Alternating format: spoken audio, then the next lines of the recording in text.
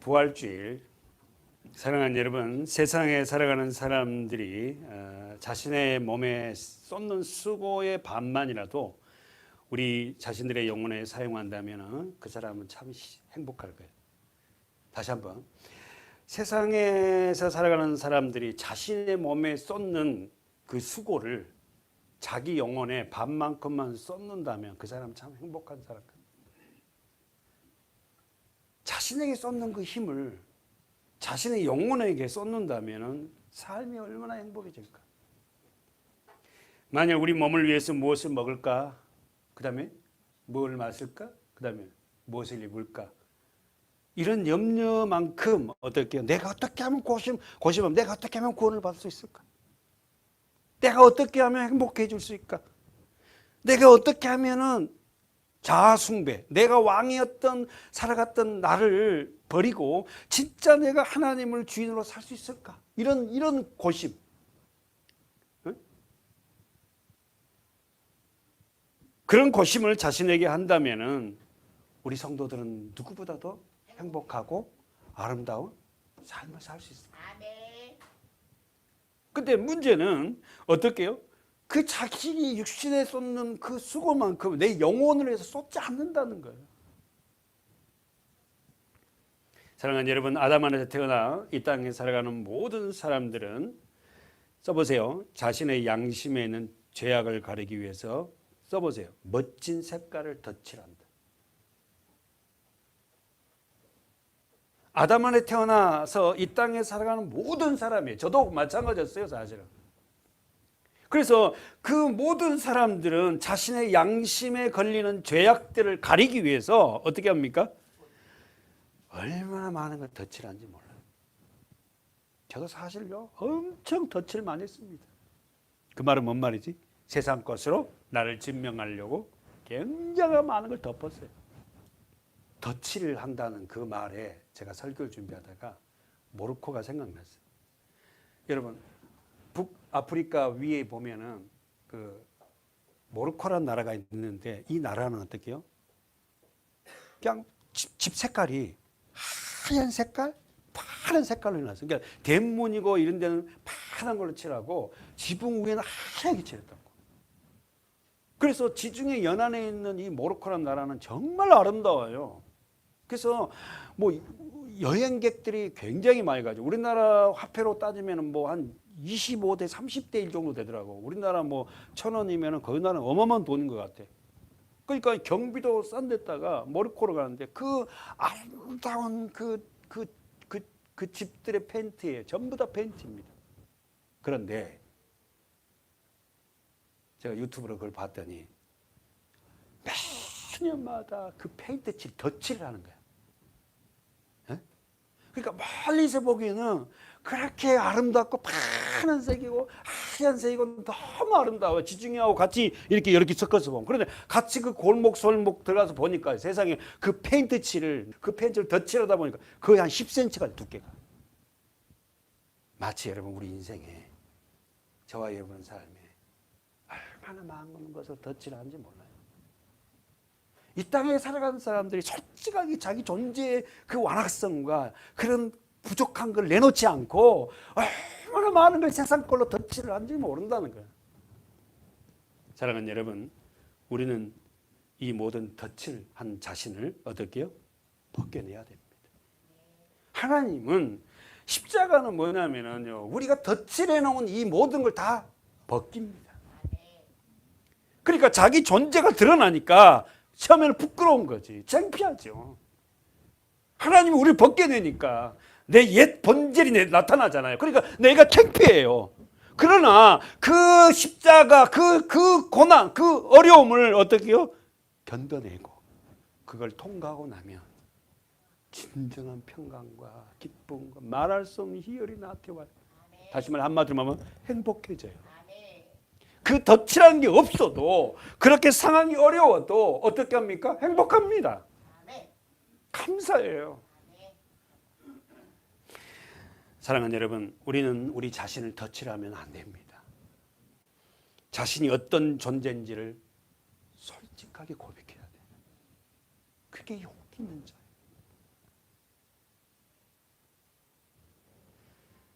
자신이 하나님의 은혜가 부어지지 않으면 저는 믿음이 없습니다라고 도로할 줄 아는 자가 돼요.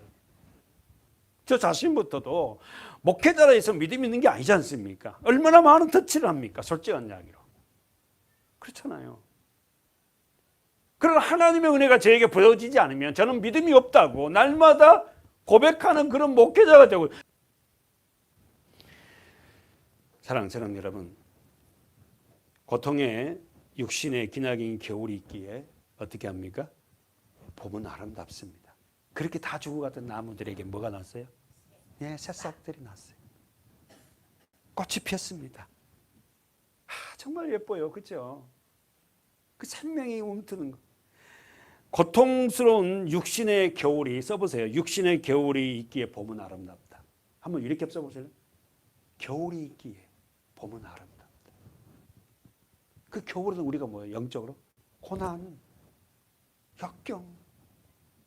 그러면 우리가 믿음의 사람들이잖아요. 왜 우리에게 영적인 그 겨울을 줘요? 봄이 오기 위해서. 싹을 피우기 위해서. 고통의 시간이 있었기에 부활의 아침은 더욱 선명하고 더더욱 아름답습니다. 다시 한번, 고통의 시간이 있었기에 부활의 아침은 더더욱 선명하고 아름다워요. 절대적으로 이 고통의 시간이 없이는 아름다움을 어떻게 해요? 만끽할 수 없습니다.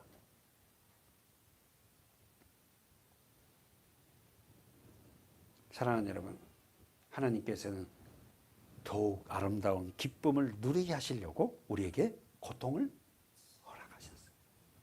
하나님께서는 우리에게 진정한 아름다운, 진정한 기쁨을 주시려고 뭘? 고난을 허락하신 거예요. 고통을 허락하신 거예요. 오늘은 주일, 부활주일 아침입니다. 성경은 수없이 부활의 소식을 전하고 있습니다. 사랑하는 여러분, 부활이 되기 위해서 먼저 돼야 될 게 뭐죠? 죽음입니다. 다시 한번, 부활이 되기 위해서 먼저 우선돼야 될 것은 죽음이에요. 죽음이 없이는 부활이 없습니다. 여러분과 제가 옛사람이 죽지 않고는 이 부활이 내 것이 되지 않습니다.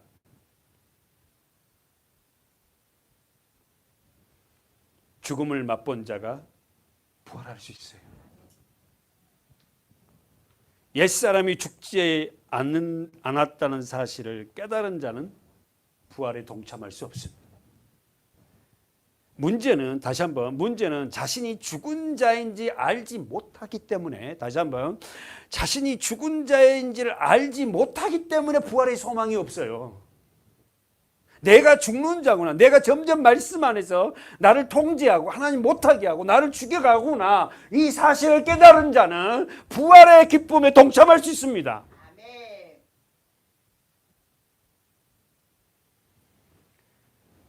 사도 바울은, 저와 여러분은 이렇게 고백하잖아요. 오라, 나는 공고한 사람이다. 이 사망의 몸에서 누가 나를 건져내리.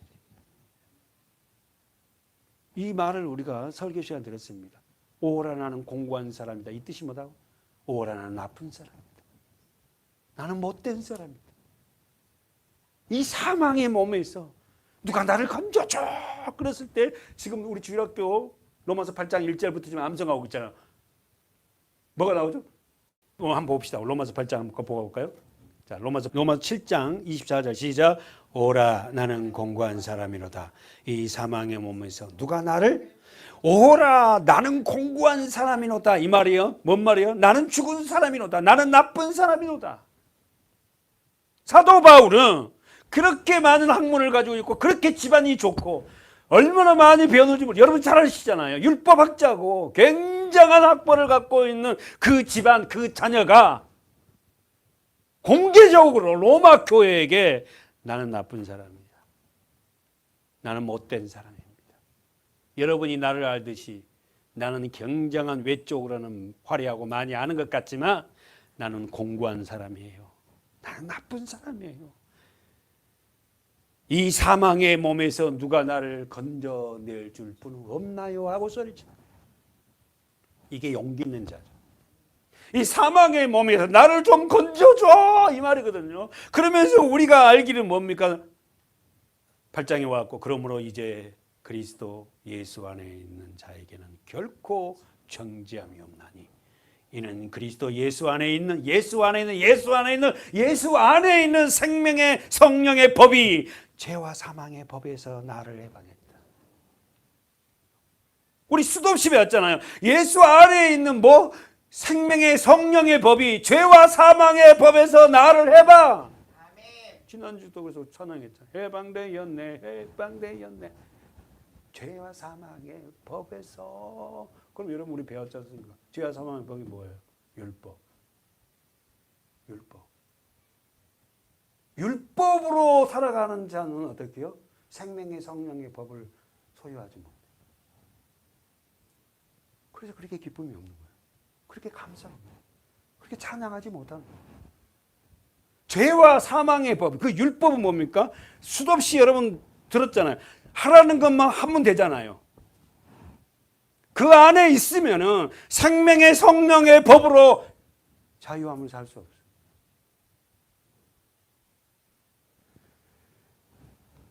써보십시오. 생명의 성령의 법, 죄와 사망의 법. 죄와 사망의 법은 율법, 생명의 성령의 법. 우리 수도 없이 여기 칠판에 그랬지 않습니까? 뭐예요? 복음. 죄와 사망의 법, 율법은 누구를 통해? 모세.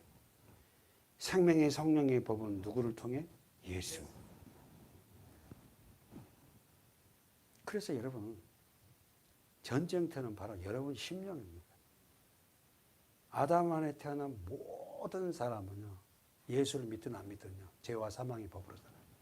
죄와 사망의 법이 뭐죠? 선악과입니다. 자기 안에 선악이 있어요. 선악과를 따먹는 자는. 그래서 자기가 주체가 되었고 자기가 선이 뭐고 악이 뭔지를 자기가 판단해. 아이고 예수 믿는다고 뭐 선해. 내가 죄를 짓지 않고 내가 내 할 거 내 버릇을 먹고 살면 선하는 거지. 자기가 다 판단하는 거예요. 써보십시오. 부활. 뜻이 뭡니까? 일어나다. 아나타시스. 두 번째는 위로 튀어오르다. 그러니까 여러분 간단합니다. 아담 안에 우리는 그렇게 받아요. 어떻게 고린도전서 15장 22절 뭐예요? 아담 안에 모든 자가 뭐다? 사망. 반드시 부활해야 돼. 거듭나야 돼. 위로 튀어올라야 돼. 일어나야 돼. 다시 말해서 예수를 만나지 못하면 절대로 어떻게 합니까? 위로 오를 수 없습니다. 그래서 그렇게밖에 살 수 없는 거예요. 그러니까 그분들을 미워하면 안 돼요. 정죄하면 안 된다고. 그분들이 그렇게 살고 싶어 사는 게 아니라니까. 예수를 만나지 못한 아담한테 한 모든 자는 그렇게 삽니다. 저는 여러분이 그 부활의 소망을 먼저 내 것으로 소유돼서 그 모습을 내 삶의 현장에서 보여주는 것이 진정한 복음이라고 생각해요. 아빠가, 엄마가 자녀들에게 그 부활을 아버지의 삶의 옛 모습을 청산하고 부활의 모습을 보여주는 거예요. 엄마의 삶의 옛 모습을 청산하고 부활의 삶을 자녀에게 보여주는 거예요. 자녀는 자녀이 따라오게 돼요. 사랑하는 여러분, 아담 안에 태어난 이 땅에 살아난 모든 사람들은 다 죽은 자이기 때문에 반드시 필연코 부활해야 합니다. 반드시 부활하지 않으면, 위로 떠오르지 않으면 어디에 몰두한다? 어디에 관심이 있다? 세상. 사복음서에서 여러분 알죠? 나오는 수많은 기적 중에 잘 알려진 기적 중에 첫 번째가 여러분이 아는 오병이어예요. 여기도 부활입니다. 오병이의 기적도 부활이에요. 두 번째가 죽은 지 사흘이 되어서 살렸던 나사로 죽음 앞에 있잖아요. 어떻게 하죠? 예수님이 어떻게 해요? 나사로를 어떻게 살려내죠? 어떻게 살려냅니까? 공동묘지에 묻혔습니다. 근데 공동묘지 앞에 가고 죽은 지 사흘이나 됐어요. 근데 뭐라 갑죠? 나사로야 나오라. 이 말이 뭐예요? 나사로 너만 나오라. 공동묘지에서 나오라 그랬으면 공동묘지에 묻힌 사람 다 나와버리면 안 되잖아. 나사로 너만 나오라. 요한복음 11장에 가면 뭡니까? 요한복음 10장 11장 선한 목자가 있어. 뭐합니까? 선한 목자는 뭐 한다?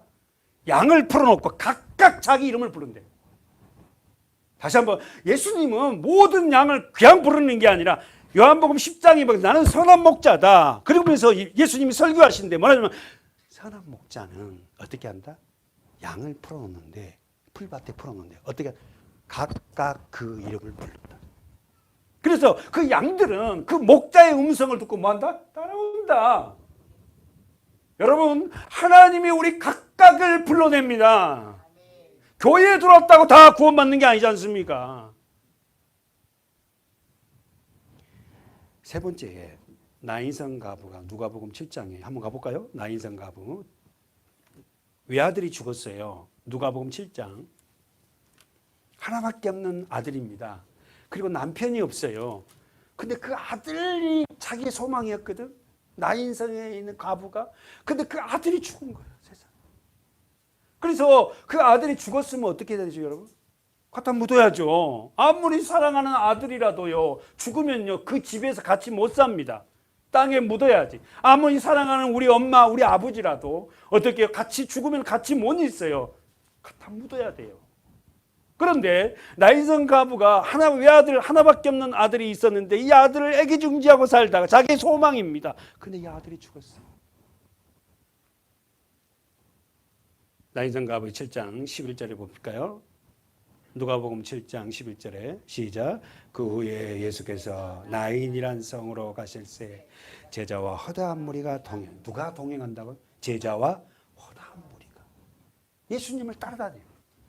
왜요? 뭔가 생기거든. 이때까지는 예수가 어떤 분인지 잘 모릅니다. 그 다음에 성문에 가까이 오실 때에 예수님은 나인이란 성으로 들어가고 성문에서 나온 사람이 있었네. 누굽니까? 사람들이 한 죽은 자를 메고 나온, 동그라미 접어요. 한 죽은 자. 성 밖으로 나오는 거예요. 왜요? 공동묘지에 묻어야 되잖아. 죽으면은 성 안에 같이 살 수 없잖아요. 예? 이는 그 어미의 독자예요. 어미는 과부라. 어머나, 유일한 소망 아들이 죽었네. 그 성에 많은 사람도 그와 함께 나오거늘. 이 나인성 가부는요, 아들이 하나밖에 없었지만 어떻게 해요? 아들이 죽음을 보고 많은 사람이 따라 나온 걸 보니까 이 과부는 어떻게 해요? 평상시에 삶을 잘 살았다, 못 살았다? 잘 살았다. 과부지만 어떻게 해요? 섬겼어. 사람들을 섬기기도 하고. 가진 건 없지만 어쨌든 그 성에, 그 이웃에게 하여튼 은혜를 베푼 사람 같아. 그러니까 이 가부가 죽었다는 소리, 사람들이 많은 사람들이 와서 위로해주고 따라가 나오는 거예요. 주께서 과부를 보시고 13절 불쌍히 여기사. 사랑하는 여러분, 우리 기도 중에 가장 하나님 기뻐한 기도는 하나님 나를 불쌍히 여기십시오. 하나님 우리 자녀를 불쌍히 여겨주십시오. 하나님 우리 남편을 불쌍히 여겨주세요. 하나님 우리 교회를 불쌍히 여겨주세요. 우리 목사님을 하나님 불쌍히, 우리 장로님을 불쌍히 여겨주세요. 이 기도. 뭘 달라 하지 말고 하나님 우리를 불쌍히 여겨달라고. 뭘? 믿음 없는 거. 그리고 이 땅에서는 그렇게 눈물을 흘리지 않고는 살 수 없는 일들이 너무 많지 않습니까? 우리를 불쌍히 여겨달라고. 그때 주님이 가로막고 보세요. 울지 말라. 사랑하는 여러분, 여러분의 눈물을 닦아줄 수 있는 유일한 분은요, 예수님이세요. 울지 말라 하시고 가로사 그 관에 손을 대시니 맨 자들이 서는지라. 예수께서 가라사대 청년아 내가 내게 말하노니 일어나라.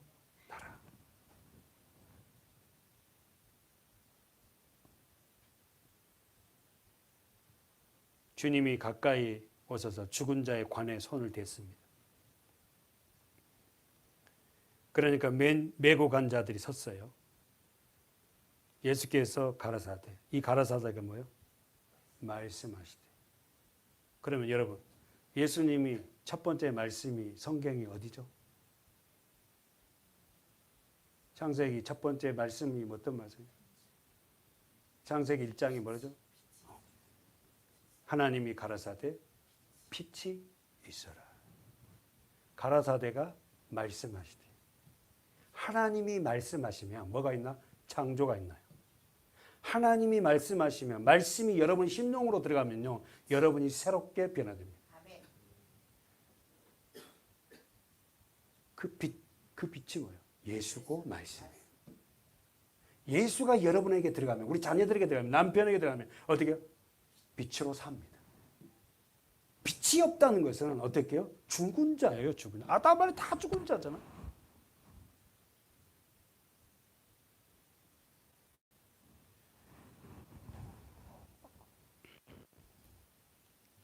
예수께서 가라사대 말씀하시되 청년아 내가 내게 말하노니 일어나라 하심에 죽었던 자가 일어앉고 말도 하거늘 예수께서 그를 어미에게 주신대 모든 사람이 두려워하며 하나님께 영광을 돌려 가로되 큰 선지자가 우리 가운데 일어나셨다 하고 또 하나님께서 자기 백성을 돌아보셨다 하더라.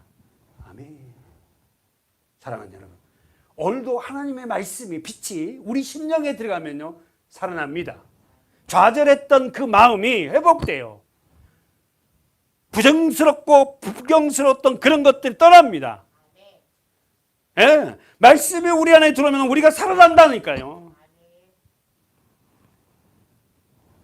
한 번 더 볼까요? 우리 죽은 자를 살렸던 장면이 마가복음 5장 35절에 가보세요. 마가복음 5장 회당장 야이로 사건 알죠? 마가복음 5장 35절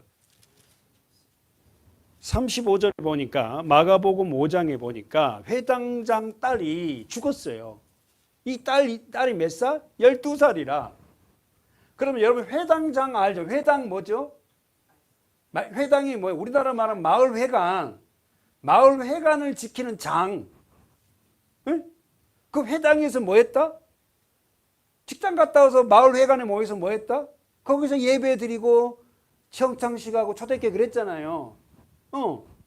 그 회당장, 그 높은 회당장의 딸이 죽었어요. 35절 볼까요? 자, 마가복음 5장 35절 시작. 아직 말씀하실 때에 집에서 사람들이 와서 가로되 당신의 딸이 죽었나이다. 어찌하여 선생을 더 괴롭게 하였나이까? 예수께서 그 하는 말을 곁에서 들으시고 회당장에게 이르시되 두려워 말고 믿기만 하라. 가만히 보세요. 35절에 아직 말씀하실 때 회당장 집에서 누가 왔어? 사람이 와서 뭘 전했어요? 당신의 딸이 죽었다. 그러니까 선생님은 그랬더니 말이야. 그러면 세상은 뭐죠? 죽은 것이 끝이잖아요. 근데 우리는 뭐죠? 죽음은 시작이잖아요. 세상은 어떻게 해요? 죽음은 끝이야. 그래서 여러분 우리가 장례식장 가면은 세상은 난리 아이고 하는데 우리 어떻게 장례식장에 만나보자 뭐 그 찬양이 어떻게 슬프기도 하지만 육신적으로는 헤어지가 슬프지만 만나보자 천국에서 만나보자 막 어떻게 그렇게 신나는 찬양을 장례식장에 할 수 있어요? 이 땅에 사는 날 동안은 고통과 고난이지만 그 나라 영원한 나라 그 나라가 우리한테 있잖아요. 그 나라는 눈물도 없다네. 그 나라는 어떻게 여기서 암투도 피 흘림도 없어요.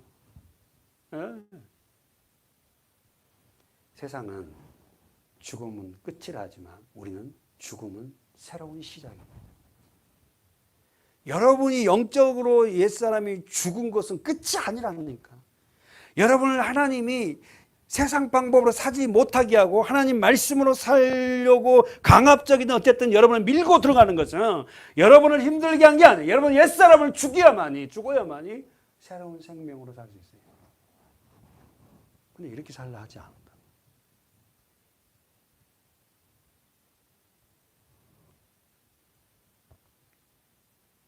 예수님이 두려워 말고 믿기만 하라 그랬어요. 언더라인 쳐보세요. 두려워 말고 믿기만 하라. 그러면 누가 두려워해요? 믿음이 없는 자는. 왜 그렇게 긍긍정정해요? 믿음이 없어요. 물론 여러분, 뭔 일이 생기고 제가 뭐 어떤 병이 걸리고 죽는다고 왜 두렵지 않겠습니까? 근데 그 두려움이 나를 모든 걸 짓눌러 버리지 않는다는 거예요. 걱정은 되지 마. 그 두려움을 통하여서 하나님을 더 붙잡게 되고, 그 두려움을 통해서 믿음으로 어떻게 그 두려움을 몰아내는 그러한 놀라운 영적인 전투가 시작되잖아요. 어떤 사람은 어떤 자기에게 좋지 않은 일이 일어나면 교회를 떠나버려요. 예수합니다. 진짜 몰라도 믿음이란 믿음조차도 없는 자들. 그렇게 많은 헌금을 했는데 왜 이 모양이에요?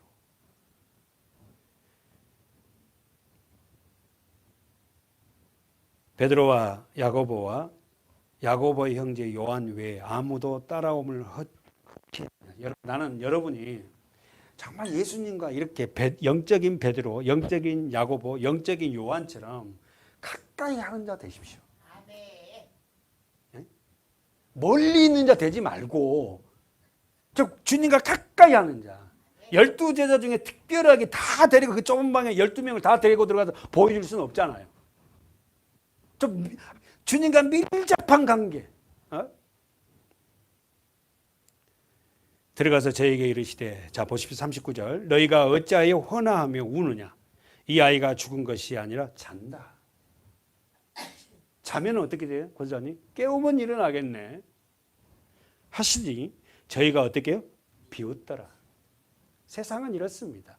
우리가 부활을 얘기하고 천국을 얘기하면 세상은 비웃어요. 아이고 뭐 그런 나라가 있어? 있기나 있디야? 그런데 너는 그러고 쓰냐? 그러고서 이럴 거 아닙니까? 여러분의 삶이 굉장히 중요해요. 예수께서 저희를 다 내어보내신 후에 아이의 부모와 또 자기와 함께한 자들을 데리시고 아이 있는 곳에 들어가사, 자 보십시오. 그 아이의 뭘 잡고? 손을 잡았어요. 하나 됐다. 사랑하는 여러분, 우리 자녀들을 살려낼 수 있는 길은 주님과 하나 되게 하는 거예요. 우리 아이들이 주님의 손을 잡기를 원해요. 주님이 손이 있어? 말씀이죠. 아이를 살려내고 싶으세요? 아이가 정말 주님 안에서 그렇게 믿음으로 그 아이를 양육하고 싶으세요? 주의 손을 잡게 해주죠.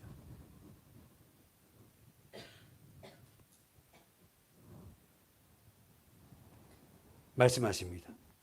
가라사대 뭐라고? 달리다고 하시니 번역하면 곧 소녀야 내가 내게 말하니 일어나. 이 달리다고 무슨 말이에요? 아람어예요. 아람어. 이걸 해석을 하는 거예요. 그러니까 예수님은 어떻게 해요? 히브리 사람이면서 아람어도 설교를 해요. 아람어로 달리다고 그러니까 이걸 해석을 하면 뭐예요? 소녀야 내가 내게 말하노니 이런 헬라어를 해석한 거예요.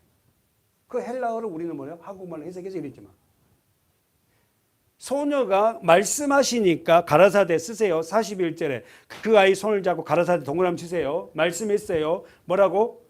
달리다고. 그 뜻은 소녀야 내가 너에게 말하노니 뭐한다? 일어나. 그러니까 일어나는 거예요. 예수님이 일어나 그럼 일어나는 거예요. 왜? 그분 창조자 하나님이시지 않습니까? 빛이 있으라 그러니까 빛이 있는 거예요.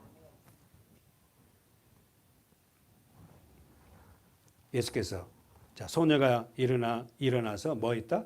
걸으니 나이 12살이라. 사람들이 곧 크게 놀랄 수밖에 없지. 죽은 자가 일어났는데. 에? 여러분의 자녀들이 정말로 저와 여러분들이 예수님께 변화된 모습을 보면 이웃이 놀랍니다.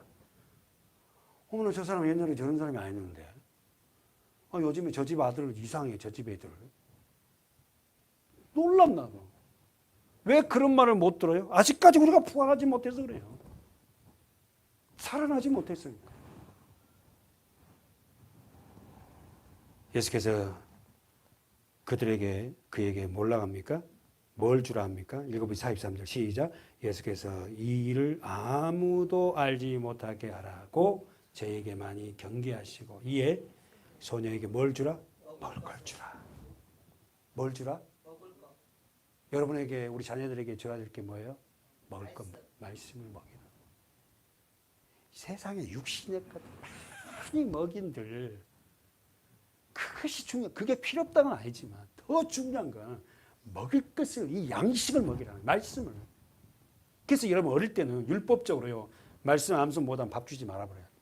이렇게까지 하면 안 되겠지만 엄마 아빠가 그런 어떤 규율도 있어요. 이 말씀 못 내오면은 밥 못 먹는다. 율법도 필요하죠, 애들에게도.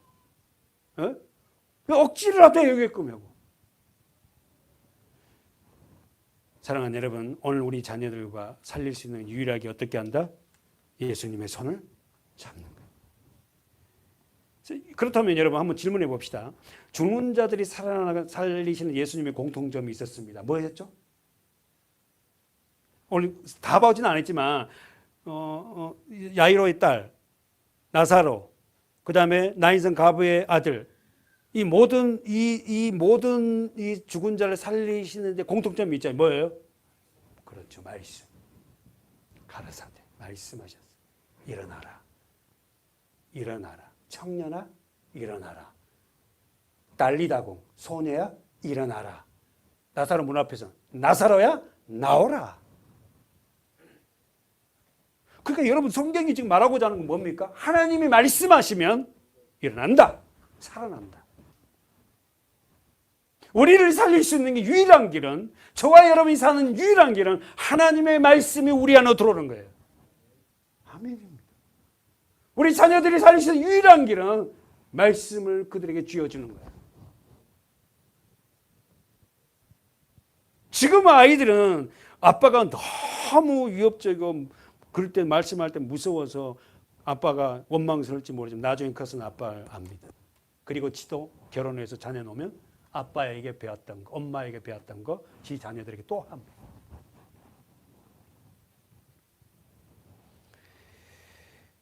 사랑하는 여러분, 오늘 기독교의 최고의 축제의 날 부활절입니다. 예수님은 요한복음 6장을 다시 한번 가보면 이런 말씀을 하셨어요. 우리가 암송 구절에서 자주 봤잖아요. 요한복음 6장 63절에 보니까 35절부터 먼저 읽어볼까요? 요한복음 6장 35절 시작. 예수께서 가라사대 떡이니 결코 줄이지 아니할 터이요. 예수님의 가라사대, 예수님이 말씀하시되 뭐라고 말씀하셔요? 내가 곧 생명의 떡이다. 그러면 교회를 다닌다면서 여전히 뭔가 줄이고 있고 여전히 목마르고 있다면 뭐예요? 생명의 떡을 오죠. 안전에 있지만 예수 안으로 오지 않았어요. 교회 울타리 안에 들어와 있지만 예수와 하나가 되지 않았다고. 다시 한번 보세요. 예수께서 가라사대 내가 곧 생명의 떡이니 언더라인 내게 오는 자는 주님 앞에 오지 않았다니까. 몸만 앉아 있는 거지. 그렇지 않습니까? 다 그 시간만 때우는 거야. 사랑하는 여러분, 내게 오는 자는 결코 줄이지 않는 주님께 가야 됩니다. 어떻게 가는 거예요? 마음으로 가는 거예요. 마음으로. 나를 믿는 자는 영원히 목말라요. 왜 목말라요? 믿지 않았어요. 물론 여러분, 우리가 여러 가지 결핍이 있습니다. 환경적으로. 그러나 그 결핍이 나의 영혼을 짓눌러 버린다면 진정한 뭐요?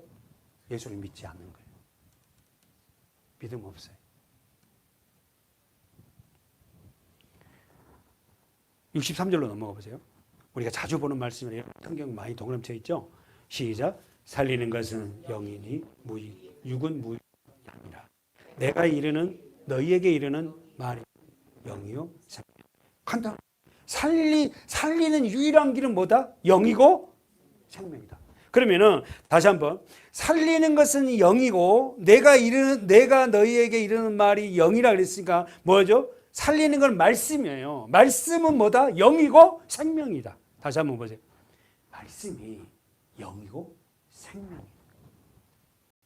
도대체 이 말을 여러분 알겠습니까? 내가 너희에게 이르는 말이 영이고 생명이다. 언더라인 보세요. 내가 너희에게 이른 말이 영이요 생명이다. 얼마나 우리가 하나님 말씀에, 예수 그리스도의 말씀에 집중이거든요. 말씀을 먹다 보면 뭐요? 우리 영이 살고 생명이 내게 있음을 알아요. 그 그리스도의 생명이 내게 있구나. 그래서 그 사랑이 흘러가구나. 생명이 있음을 어떻게 한다고? 사랑. 하나님의 생명, 하나님의 영으로 거듭난 자, 말씀으로 거듭난 자는 반드시 사랑으로 흘러가요. 주님을 사랑하고 나를 사랑하게 되고 나 같은 자를 위해 십자가를 지신 그 주, 내가 얼마나 귀한 존재라는 걸 깨닫게. 사랑하는 여러분, 오늘 우리에게 주시는 이 말씀처럼 예수 그리스도의 말씀, 이 성경 말씀이 영이고 생명입니다. 잊지 마시고 여러분, 생명을, 이 영을 놓지 마시기 바라요. 우리가 살릴 수 있는 유일한 길입니다. 오늘은 기독교의 최고의 축제의 날 부활절입니다. 세상의 수많은 종교와 하나님을 믿는 우리 기독교와 가장 큰 차이는 간단합니다. 부활입니다. 진짜 아멘해서 감사해요. 세상의 수많은 종교와 우리 기독교와 차이는 딱 한 가지입니다. 십자가와 부활이 우리에게는 있지만 그들에게는 없어요. 그들은 죽으면 끝이에요. 그들이 말하는 어떤 극락세계. 그러니까 우리 기독교와 세상 종교와 차이는 뭔가? 그러면 십자가와 부활입니다. 이 말을 할 수 있어요. 아멘이죠. 그래서 나를 어떻게 그 십자가에 매달고 주님과 함께 나를 부활시키는 그 주님의 사랑을 깨닫는 자는 그 앞에서 엄청난 통곡을 하고 울게 되죠. 사랑하는 여러분, 우리는 날마다 부활 신앙이길 축원합니다. 날마다 부활, 뭐요? 일어서고 위로 튀어올라. 그래서 노을 지는 노을을 바라보고 아니면 저런 꽃을 보고도 하나님, 죽었던 나무가 저런 예쁜 꽃을 피는 부활이잖아요. 어떻게 새까맸어요, 겨울에 다. 저렇게 어떻게 아름다운 꽃을 피죠? 죽었던 나무가 살아나는 거 아닙니까? 부활, 내 모습이죠, 내 모습. 우리는 믿음의 조상 아브라함을 우리는 잘 압니다. 여러분, 아브라함의 부활 신앙을 믿었나요? 네. 아브라함의 믿음의 조상이죠. 우리는 믿음 없었지 않습니까? 다. 우리가 무슨 믿음이 있었어요? 아브라함도 믿음 없었어요. 그렇잖아요. 우상을 섬기는 가정이 태어났지 않습니까? 근데 아브라함을 하나님이 불렀단 말입니다. 그런데 그 부름을 받은 아브라함이 어떻게 했다? 왜 믿음이 조상돼? 부름을 받았는데 가나안 땅 들어가서 어려움이 생기니까 애굽으로 내려가고, 애굽에 내려가서 누굴 팔아먹어? 자기 아내를 팔아먹어버리고. 아내가 너무 이쁘거든, 자기 눈에 보기에. 사라가 뭐 얼마나 예뻤겠어요. 그런데도 불구하고 하나님이 어떻게 아브라함을 건져냈잖아요. 그러니까 여러분, 세상에 우리는 아내를 팔아먹을 정도로 그렇게 유치한 사람은 남편은 아니잖아. 우리 남편들. 아내를 팔아먹고 돈을 챙기는 그런 남편이 있어요? 솔직하냐? 아브라함은 그랬잖아요. 아내 팔아먹고 엄청나게 돈 많이 받았습니다. 그냥 부자의 근원이 거기서부터 된 거야, 물질이. 근데 우리 남편들 아내를 팔아먹고 돈을 받고 아내 팔아먹고 팔 남편이 있겠냐고. 그런 추잡한 인간 아브라함을 뭘로 세워? 믿음의 조상. 그 아브라함이 사라 아내가 죽었을 때 모습 잠깐 보고 갑시다. 몇 장이죠? 창세기 23장 1절 시작. 사라가 자, 아브라함의 아내 이름이 누구다? 사라. 야, 정말 예쁘죠? 이름. 열국의 어미. 어머니. 근데 127년을 살고 죽습니다. 아브라함보다 먼저 죽었어요. 시작. 사라가 가나안 땅 헤브론 곧 기랏 아르바에서 죽음에 아브라함이 들어가서 사라를 위하여 슬퍼하며 애통하다가 그 시체 앞에 일어나 나가서 해족색에 말하여. 아브라함이 지금 2절에 보니까 어떻게 해요? 사라를 위해서 어떻게 해요? 슬퍼하며 애통. 사라가 죽은 걸 보고요, 정말 슬퍼하며 애통. 저는 사라의 설교를 그렇게 자주는 아니지만 좀 했잖아요. 여러분, 사라의 신앙은요, 아브라함이 자기를 판 남편인데도 불구하고 남편을 향해서 뭐라 불러요? 나의 주여. 진짜 남편도 진짜 이런 남편하고 사면 골치 아프잖아요. 자기 어렵다고 아내를 팔아먹은 남편이 있어요. 솔직한 이야기로. 그러면 사라 입장에서 당신이 남편이야? 어? 내가 아무리 이쁘다고 손치고 그러자. 나를 팔아서 돈을 벌어? 이럴 수 있잖아. 근데 사라는요, 그런 남편, 못난 남편을 끝까지 마이 로드라. 나의 주여. 나의 주여. 그러니까 남편은 누가 만들어? 아내가 만드는 거예요. 아멘. 뒤에 아멘에서 좀 나온 것 같잖아. 남편은 아내가 만드는 거지, 남편은 자기 철 없습니다. 아내가 남편을 만들어가는 거예요. 그러니까 남편이 가장 힘들 때 뭐냐면 아내가 울 때거든. 무조건 안 되면 막 텔레비 보고 있다가 빨리 끄어갖고 퇴근하고 막 울고 있어 막. 어? 기도방을 하나 만들어 거기서 막 하고 뭐 일부러 울으라고. 정신없어 남편들은. 왜 우냐고. 어? 사랑하는 여러분, 이 본문에서 시체 앞에서 일어난, 우리 설교 한번 했어요. 이 사라의 시체 앞에서 슬퍼하고 통곡을 합니다. 이 원문은요, 머리를 쥐어 짭니다. 머리를 쥐어 뜯을 정도로. 가슴을 치고 사라 시체 앞에서 막 울어요, 아브라함이. 왜? 자기를 따라 나와서, 어떻게 해요? 자기 따라 나와서 고생고생 하다가 죽잖아요, 사라가. 그죠? 그 아내의 아픔을 아는 거야. 그러면서 그 원문에, 거기 보세요. 3절에 그 시체 앞에 일어나, 이것이 시체 앞에서 이 원어가 뭐냐면 사라의 시신을 위에 올라갑니다. 그 시신을 갖다 부둥키 안아요. 그러면서 그 시신을 부둥키 안고 막 우는 거예요. 그 원문에는 아브라함은 사라가 다시 살아날 걸, 하늘에서 천국에 입성할 것을 믿어요. 이 원어가. 써보세요. 그 시체 앞에 일어나. 써보세요. 시체 위에 포개어 일어나. 원어는 그렇습니다.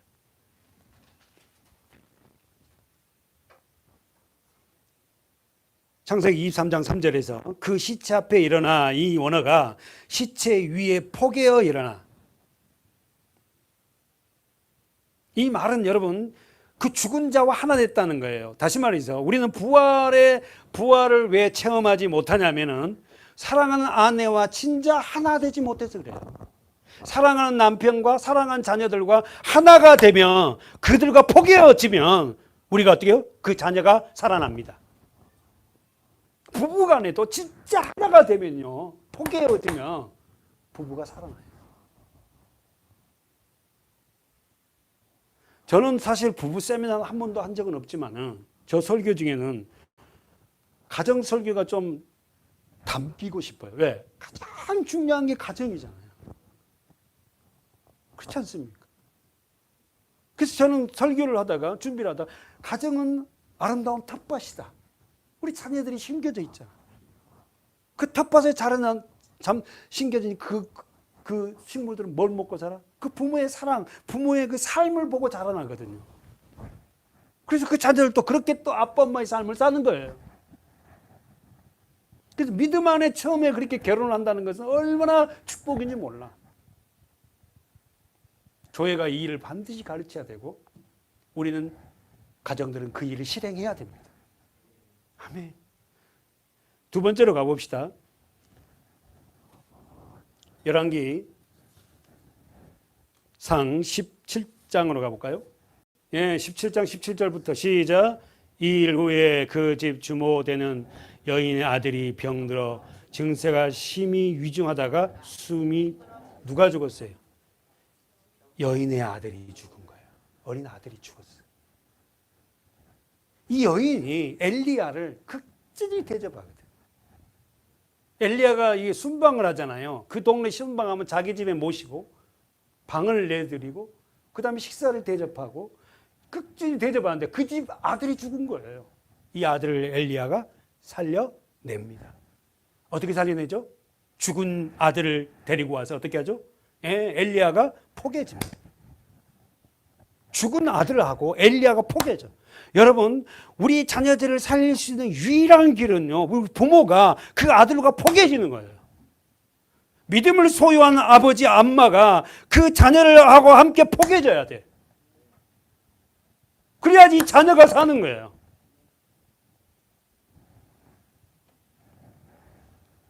여인이 엘리야에게 이르되 하나님의 사람이여 당신이 나로 더불어 무슨 상관이 있기로 내 죄를 생각나게 하고 또 내 아들을 죽게 하려고 내게 오셨나이까. 참 신기하죠. 꼭 무슨 일이 있으면요 교회를 탓하고 목사님을 탓하기도 하고.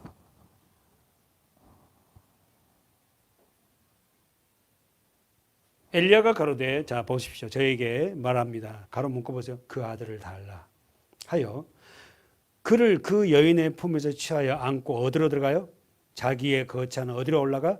다락에 올라가서 자기 침상에 누이고 여호와께 부르짖어 가로되 나의 하나님 여호와여 주께서 또 내가 우거하는 집 과부에게 재앙을 내리사 그 아들로 죽게 하셨나이까?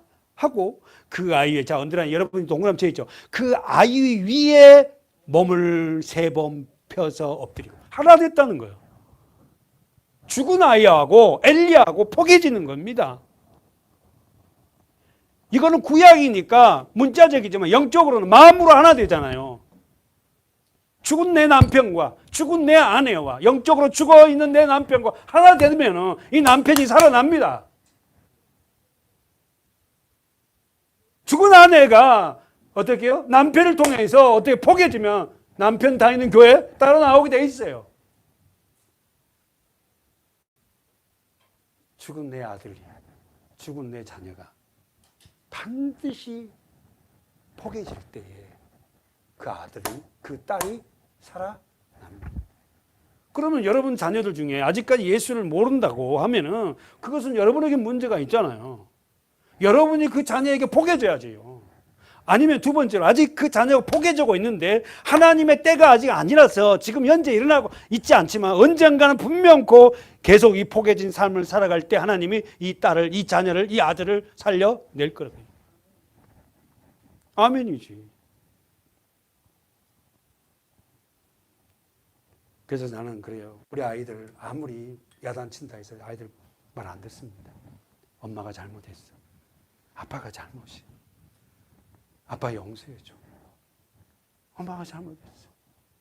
정말 그렇게 아들 앞에, 딸 앞에 무릎 꿇을 때요. 그 아이가 엄마를 부둥켜 안고 아빠 아니에요. 엄마 아니에요. 내가 다 잘못한 거예요. 살아난 거예요. 살아난.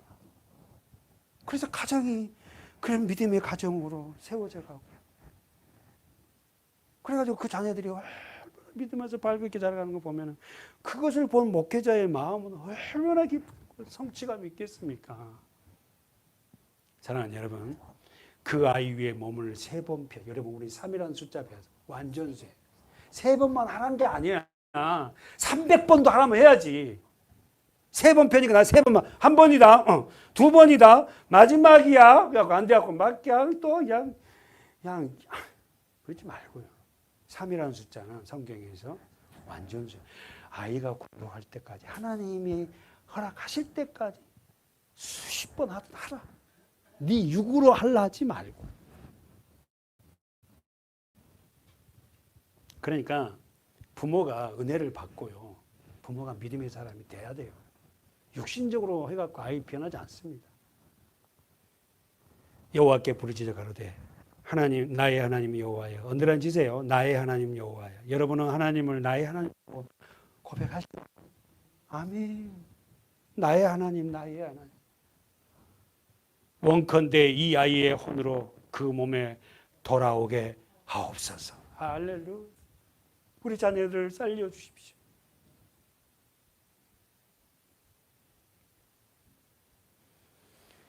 결국 살아납니다. 읽어볼까요? 22절 시작.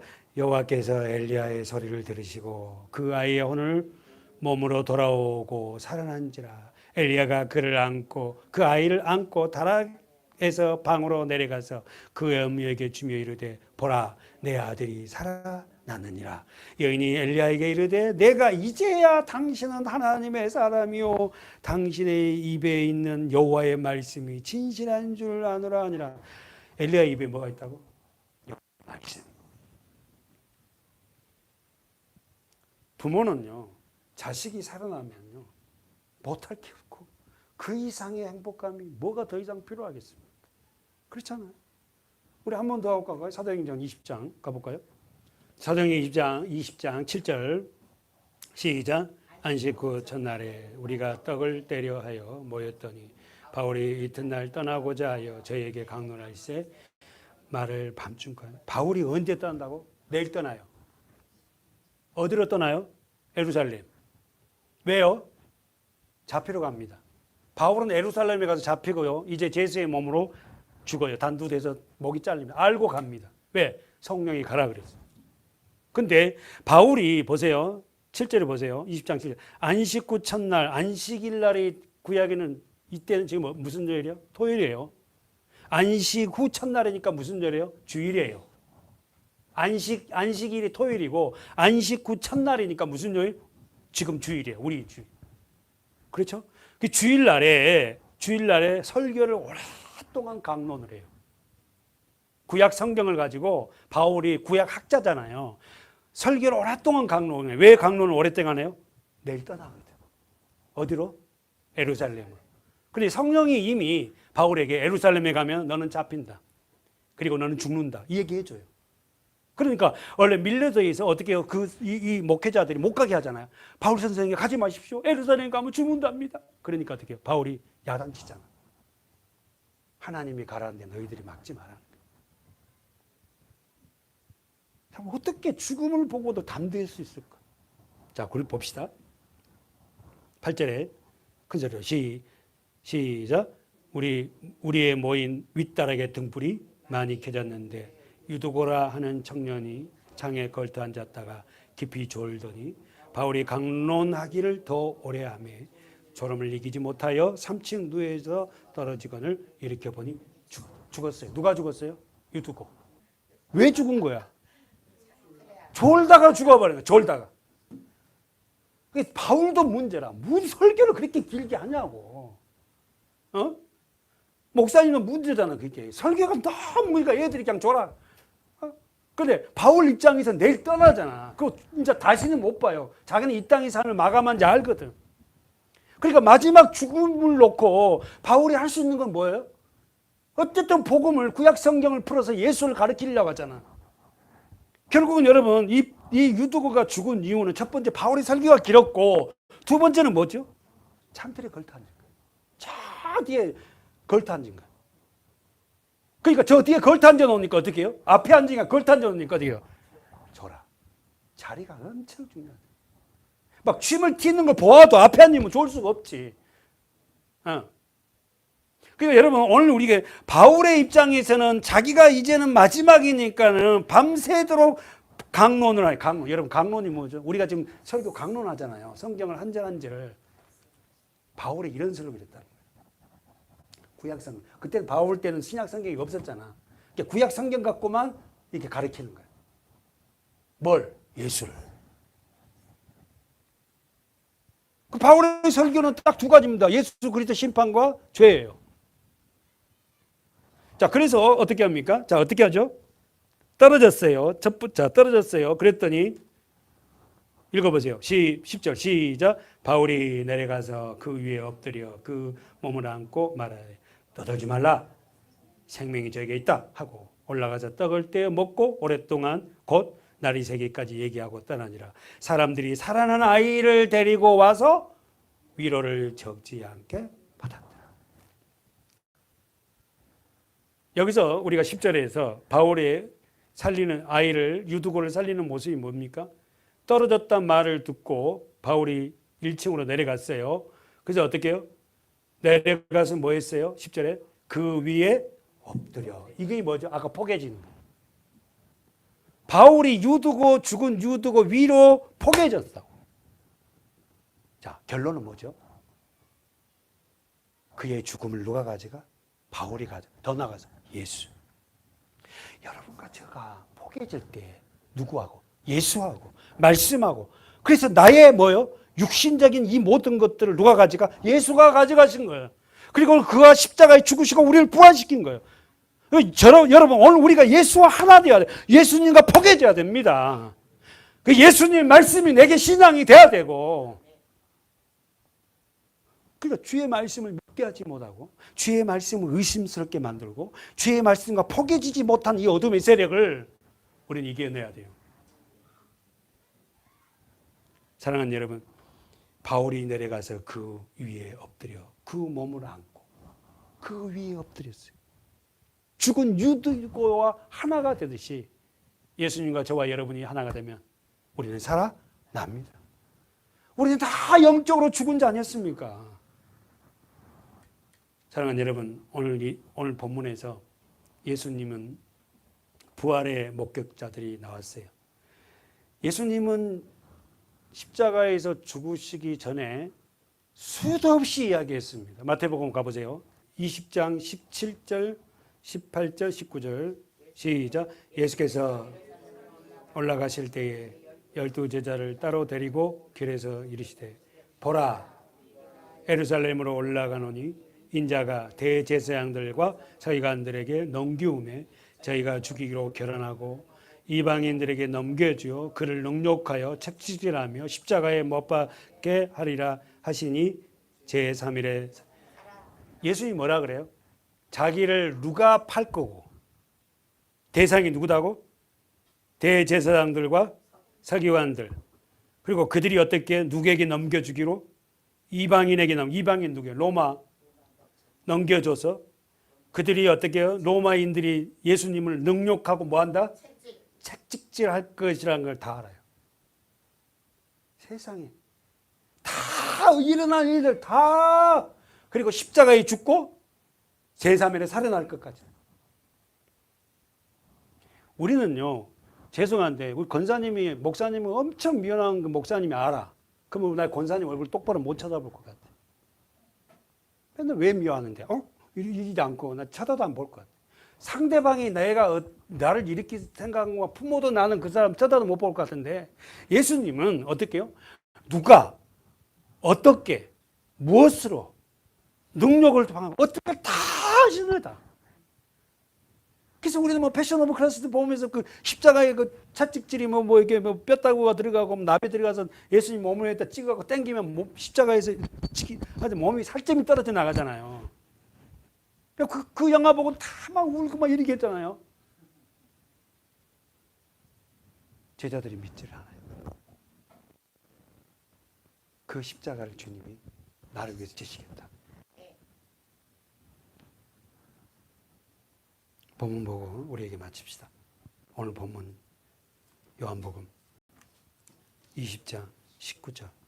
이날 곧 안식 후 첫날 저녁 때에 제자들이 유대인들을 두려워하여 모인 곳에 문들을 닫았더니 예수께서 오사 가운데에 서서 가라사대 너에게 평강이 있을지어다. 아멘. 이날 안식 후 첫날 주일이라 저녁 때에 예수님이 제자들을 찾아오신 거예요. 사랑하는 여러분, 제자들이 지금 어떻게 하고 있어요? 19절에서 문을 닫고 있었어요. 왜요? 두려워서요. 여러분, 왜 여러분은 마음 문을 못 여세요? 두려워서요. 왜 교회를 못 나와요? 두렵습니다. 말은 다른 핑계를 대요.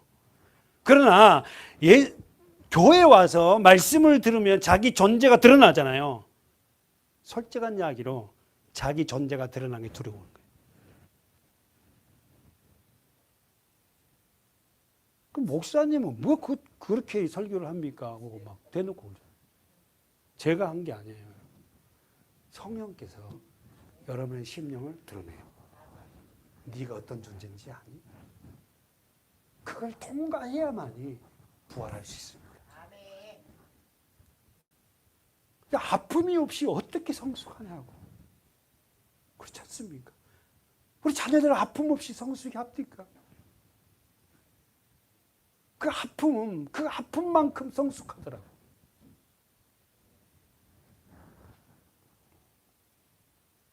그들은 문을 닫았습니다. 왜요? 두려워서.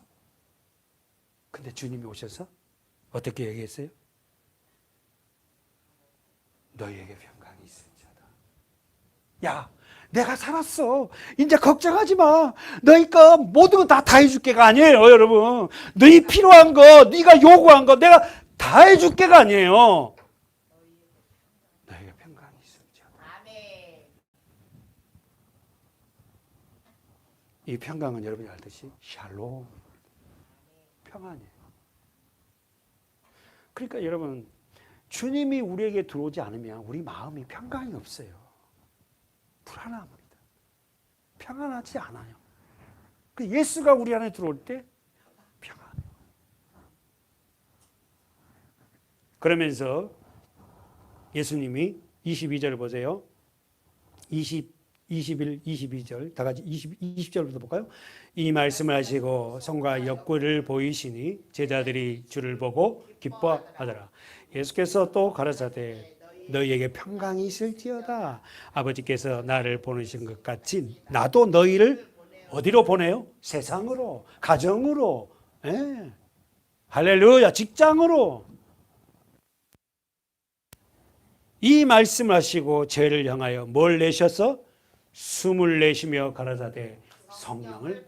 자, 말씀 마무리합니다. 자, 여러분, 성경에서 하나님이 숨을 내신 자리가 어디예요? 아담에게 뭐예요? 생기를 불어 넣듯이 주님이 어떻게 합니까? 범죄한 그 아담을 새롭게 창조합니다. 숨을 불어 넣어서 성령을 받으라. 하나님의 영으로 살아라. 그게 네가 살 길이야. 다시 한번 보십시오. 22절 이 말씀을 하시고 저희를 향하여 숨을 내쉬며 가라사대 후 하고 부르면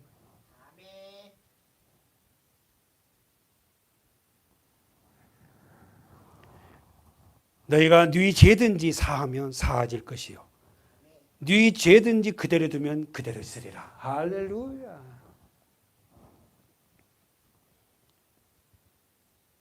우리는 이제 그 하나님의 십자가와 성령으로 인해서 우리 죄가 사해졌어요.